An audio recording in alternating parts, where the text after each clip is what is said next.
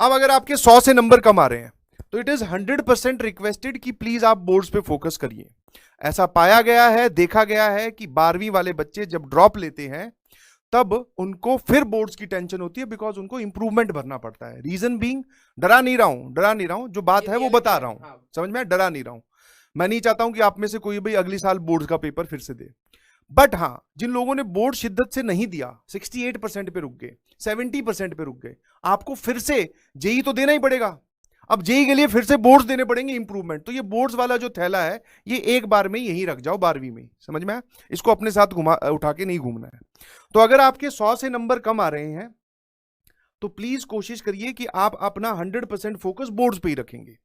ठीक है? उसके लिए क्या करना है सर? PYQ सॉल्व कर रहे हैं, रिपीटेड मोड में सॉल्व करने हैं, एक लिख के देखना है, जैसे बचपन में करना था ना, अपने बचपन में करते थे, पूरा पढ़ लिया, अब उसको कर दिया बंद, पेन उठाया, कॉपी पे लिखना स्टार्ट किया। सर तीसरी लाइन के बाद में नहीं समझ में आ रहा, क्या करूं? रख दे, वापस जाओ उस पर, फिर पढ़, फिर लिखना शुरू कर। यही तरीका है, यही सब फॉलो करते हैं। समझ में? लिख लिख के देखना है। मैथ्स है तो सवाल सॉल्व कर लिया, उसको फिर अपनी कॉपी पे सॉल्व करके देखा। भाई देखो, मैं पहली बता रहा हूँ, मेरी मैथ्स मैंने आपको पूरे साल बताई है, मेरी मैथ्स बहुत वीक थी। मैंने सिर्फ एनसीईआरटी करी थी और 99 मार्क्स आए थे। ठीक है? मैथ्स की NCERT is your Bible for boards, literally बता रहा हूँ, बाइबल फॉर बोर्ड्स। ठीक है? चुपचाप उसको अच्छे से पढ़ लो, उसके सारे क्वेश्चन जो एग्जाम्पलर वाली शीट भी होती है वो लगा लो, सॉल्व एग्जाम। अगर आपने अपनी एनसीईआरटी कर लिया, आप मैथ्स आपको धोखा यहां नहीं देगा, लिटरली बता रहा हूं, यहां नहीं देगा। जेई मेंस में तंग करता है बच्चों को, लेकिन बोर्ड्स में तंग नहीं करेगा, लिटरली बता रहा हूं। फिजिक्स आपको अब तंग करेगी, फिजिक्स जेई मेंस की आसान आई थी, बोर्ड्स में आपको तंग करेगी, क्योंकि अब आपको प्रॉपरली लिखना पड़ेगा चीजों को। ठीक है? जिसकी आपको आदत नहीं है, इसलिए हम कह रहे हैं जो बच्चे 100 मार्क्स से नीचे वाले हैं, अब मेरे को पता है, अब आपके मन में पता क्या आएगा, सर मैं बोर्ड, हाँ मेरे को पता है, अब आप अपने लिए दो रास्ते जबरदस्ती बनाओगे जहां से आप दोनों में दिक्कत खाओगे। मैं वही कहता हूं, क्लैरिटी होना अपनी लाइफ में बहुत इंपॉर्टेंट है। अब जब हम आपको बोल रहे हैं ना 100 से नीचे वाले, आप चुपचाप अपना बोर्ड संभाल लो। आपको लगेगा नहीं सर आप ना हमें नीचे आ कर रहे हो और आप कह रहे हो कि हम मेंस की तैयारी नहीं करें। अगर मैं मेंस की तैयारी नहीं करूंगा तो मेरे को कॉलेज कहां से मिलेगा? अरे भाई, अगर तू ये नहीं करेगा ना तो कॉलेज से दूर तेरे को अगले बार बोर्ड्स में ही बैठना पड़ जाएगा। ठीक है? देखो हमारे सामने, वही सचिन सर की बात है, अगर तुम हमारे सामने होते ना तो हम सबको अलग अलग बता पाते। अब बात यह है कि अगर कुछ बच्चों के मार्क्स 100 से कम आए और हो सकता है तबियत खराब होने की वजह से आए हो, आपको पेपर देने के बाद पता लगा यार कि मैं अपना 100 नहीं दे पाया, आपकी पोटेंशियल 100 से ऊपर थी, तो मैं ये नहीं कह रहा कि आप इसी को ही फॉलो करो, आप बोर्ड ही पढ़ो।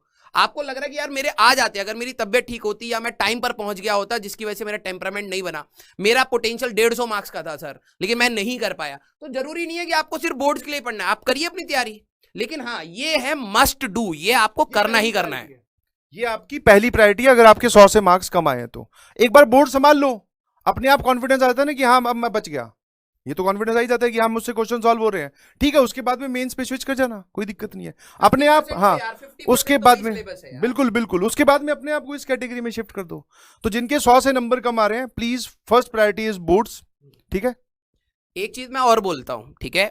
अब कईयों के वही बात है जो बच्चे ने बोला था कि सर आप टॉन्ट मार रहे हो, लेकिन रियलिटी भी बता रहा हूं भाई, जिनके 100 मार्क्स से कम आ रहे हैं ना, आपने 12वीं भी ढंग से नहीं पढ़ी है, लिटरली बता रहा हूं, बुरा लगेगा लेकिन आज रियलाइजेशन कराना बहुत इंपॉर्टेंट है, क्योंकि आपके अभी भी 2 महीने हैं, संभल गए तो बना ले जाओगे अपनी लाइफ। रीजन बताऊं, फिजिक्स में 10 क्वेश्चन ऐसे थे ना जो आप आसानी से कर सकते थे।